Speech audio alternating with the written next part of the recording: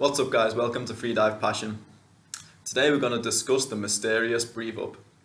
But before we get into it, I just want to thank the Guam guy for entering Freedive Passion into a competition. And actually we won this competition, and what it means is a video editing software company called Magix.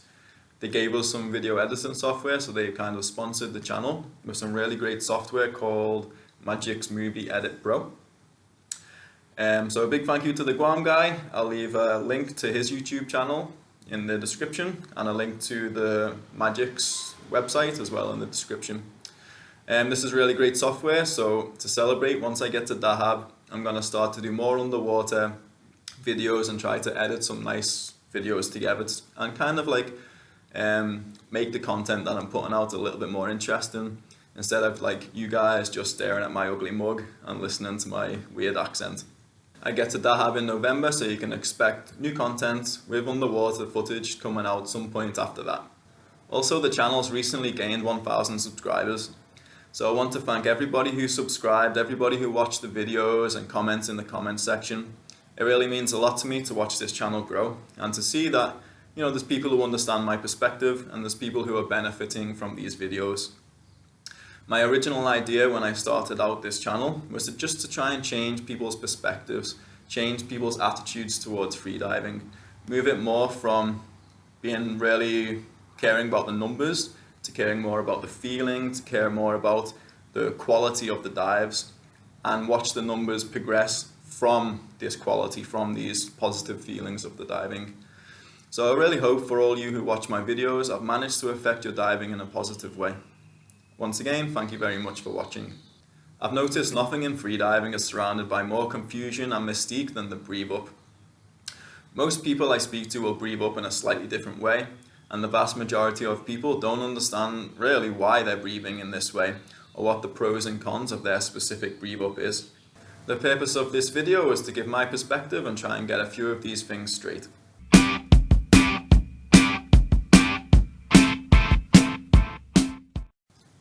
To understand the breathe up, we need to ask ourselves, what is the purpose of the breathe up? The first purpose is to start each dive with a consistent level of carbon dioxide. The second purpose is to put your mind in a deep state of concentration, relaxation. And that's it. There's no magic to it. There's no storing up your chi or your prana. There's no summoning your spirit animal. Just them two reasons. We ensure a consistent level of carbon dioxide by control and regulation of the breath. This is a skill which can be trained, and the best way to train it without a doubt is pranayama. The reason this is important is the amount of carbon dioxide you start your dive with is going to affect your oxygen consumption. And the higher your level of carbon dioxide from the beginning, the better your oxygen consumption will be, and the longer you should be able to go before you reach hypoxia. If you always dive with a consistent level of carbon dioxide, your oxygen consumption is going to be consistent for each dive. If you change your breathe up between different dives, then your oxygen consumption is also going to change from dive to dive. This makes the point you will become hypoxic very difficult to gauge. So to put this into an example to make it easier to understand, let's say all the variables which are going to affect your oxygen consumption are exactly the same, including the level of carbon dioxide that you start each dive with. And let's just say for your skill level, 60 meters is the point where you'll become hypoxic. If you're progressing and training in an intelligent way, and just adding small jumps, maybe 2-meter jumps between each dive, as you're progressing from 40 through the 40s, the early 50s, everything's going to be going fine. Around the time where you reach 55, somewhere between 55 and maybe 57, you'll get to the surface and your buddy will notice that, hey man, you know, you've got blue lips, you're getting close to your limit, your hypoxic limit. Maybe worst case scenario, you get back up to the surface and you have a really mild LMC. This means you don't have to black out, you're not going to go deeper from there. You're going to realize, okay, I'm close to my limit. You're going to have to analyze all your diving and figure out what you've got to do to change your rate of oxygen consumption. This is the safest way to progress. In the second example, let's say all the variables which affect your oxygen consumption remain the same, accept your level of carbon dioxide between each dive. So one dive you'll breathe a lot, another dive you'll breathe a little, and this is going to affect your oxygen consumption. So as you're progressing, everything's going to feel fine. Let's say you do a 55-meter dive and you've only breathed a little bit, you've started with a higher level of carbon dioxide, and you feel completely fine after that dive. The next dive you try 57. Now you're more nervous about this dive is a PB, and let's say subconsciously you automatically start breathing a little bit deeper and a little bit faster. Maybe it's not even extreme hyperventilation, but it's a stronger hyperventilation than what you did for the dive before.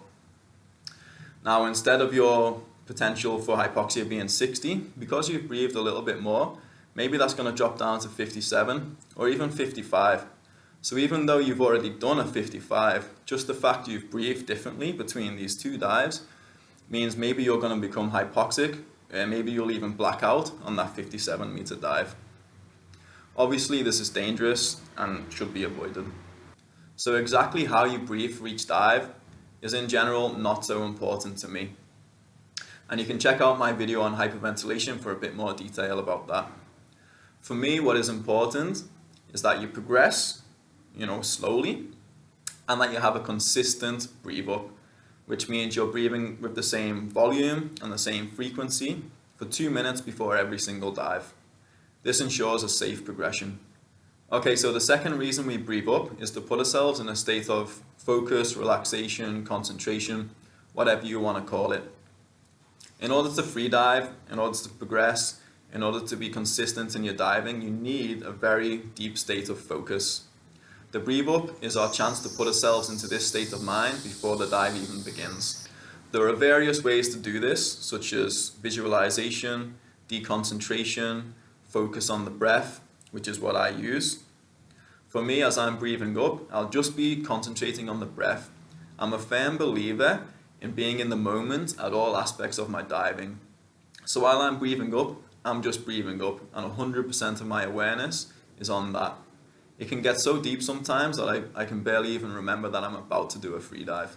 I'm just 100% focused on my breathing, feeling it become subtler and subtler, slower and slower as I become more and more relaxed. Breathing up for any longer than 2 minutes is unnecessary. If you feel like you need longer than that, then it's a sign that you're nervous and you're not really ready for that depth. There should be no negative thoughts or nervous feelings about the dive you're about to do during the breathe up. If there are, then once again it means you're not really ready for that depth. Whatever position you choose to breathe up in, it should require the minimum amount of effort to maintain. The breathing itself should feel effortless, so you're not tensing a lot on the breath out, you're not completely filling your belly or even using your chest on the breath in. All things being equal, the slower you breathe, the less air you breathe during your breathe up, the better your oxygen consumption will be. And just enjoy it. The breathe up isn't just something you do before you dive, it can be a part of the pleasure of freediving. And that's it guys, I hope you enjoyed the video. If you're interested in exactly how I do my breathe up, then let me know in the comments section and I can make another video about that.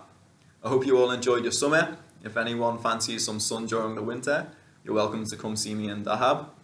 And until next time guys, take it easy and dive safe.